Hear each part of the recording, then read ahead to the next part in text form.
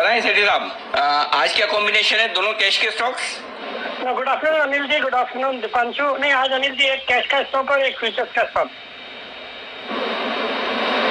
तो चलिए शुरुआत कीजिए फ्यूचर के स्टॉक के साथ। अनिल जी, जो आज का मेरा फ्यूचर्स का स्टॉक है वो स्टॉक पहले भी मैंने रिकमेंड करा हुआ है और शॉर्ट टर्म में टारगेट हमेशा जब जब रिकमेंड करे हैं अचीव होता है। स्टॉक का नाम है अडानी पोर्ट्स।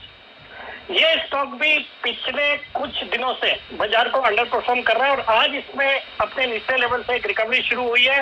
मुझे लगता है ये स्टॉक अब यहाँ से अच्छा करना चाहिए। एक तो मार्च क्वार्टर के नतीजे बेहद ही दमदार थे। 1327 करोड़ का प्रॉफिट रिपोर्ट किया वर्सेस 344 करोड़ पिछले साल के कंपैरिजन में। ऑपरेटिंग प्रॉफिट मार्जिन है 68%, रिटर्न ऑन इक्विटी 16% का। ये भारत की सबसे बड़ी प्राइवेट पोर्ट ऑपरेटर है जो 12 लोकेशंस पे प्रेजेंट है और कंपनी ने बहुत ही एग्रेसिवली एक्सपांड किया है। इन्होंने एक गंगावरम पोर्ट और एक कृष्णापट्टनम पोर्ट में अपनी हिस्सेदारी हाल ही में बढ़ाई है। फिर अगर आपको याद हो तो हाल ही में वॉरवर्क पिंकस को करीबन 1 करोड़ शेयर इन्होंने जारी किया 800 रुपए के भाव में और एक श्रीलंका की गवर्नमेंट के साथ भी टाई अप किया था कोलंबो के पोर्ट के डेवलपमेंट के लिए। बाकी जिस स्टॉक में थोड़े दिन पहले जो गिरावट आई थी उसका कारण था म्यांमार में इनका एक टर्मिनल पे काम चालू है और म्यांमार पे यूएस के सैंक्शन की वजह से इस स्टॉक को डाउ जोन्स के सस्टेनेबिलिटी इंडेक्स से बाहर किया था, तो उसके कारण हमने गिरावट देखी थी। अब कंपनी ने भी क्लियर किया कि they are willing to abandon that project और लीगल उसके इश्यूज वो वे कर रहे हैं।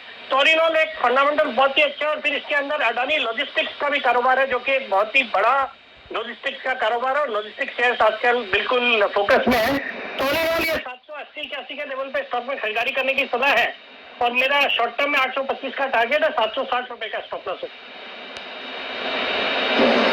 ओके, 760 का स्टॉप लॉस, 825 के टारगेट के लिए करें अदानी पोर्ट में खरीदारी। स्टॉक आज बेहद मजबूती के साथ बड़े दिनों की सुस्ती को तोड़कर चुस्त होता हुआ भागता हुआ ये शेयर आज बड़ी रफ्तार में अदानी ग्रुप के शेयर फिर से एक्शन में आते हुए दिख रहे हैं। आइए सेठ साहब से पूछते हैं उनकी दूसरी पिक बताएं सर।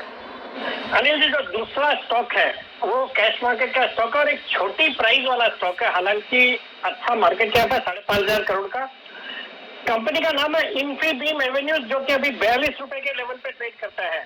एक दमदार कारोबार है इस कंपनी का। मैं इसको डिटेल देख रहा था। ये कंपनी डिजिटल पेमेंट सॉल्यूशन जिसका इनका ब्रांड है सीसी एवेन्यू और एक एंटरप्राइज सॉफ्टवेयर सॉल्यूशन जिसमें इनका ब्रांड है बिल्ड अ बाजार, ये दोनों प्लेटफॉर्म पे काम करती है। कंपनी इंटरनेशनली भी प्रेजेंट है। इनका भारत में तो कारोबार है, इसके अलावा यूएस, फिर यूएई, सऊदी अरबिया, इन सब कंट्रीज में काम। और इनका जो प्लेटफॉर्म है ये जो डिजिटल पेमेंट का ये यूज करती है HDFC bank, Kotak bank, JP Morgan और बैंक मस्कट, इस तरह की कंपनी है। और ये जो इनका जो एंटरप्राइज सॉफ्टवेयर सॉल्यूशन है वहां पे 25 लाख मर्चेंट इनके प्लेटफॉर्म पे है।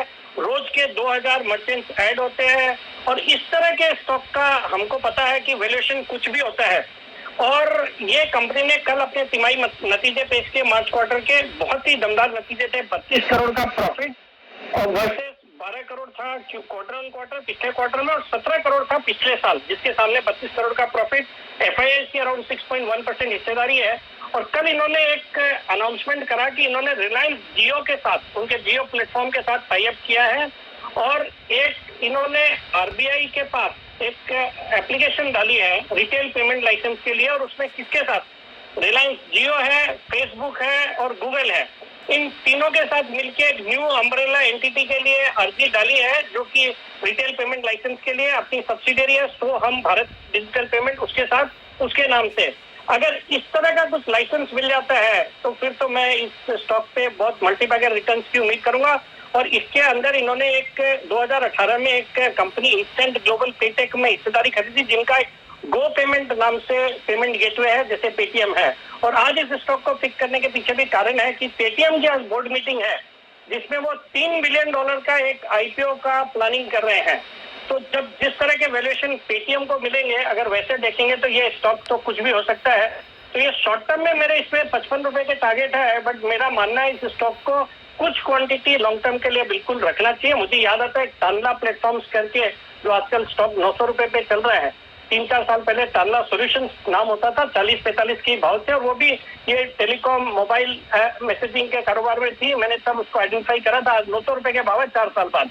मुझे लगता है ये स्टॉक भी अगर सब कुछ मटेरियलाइज हो गया तो it can certainly turn out to be a big multibagger.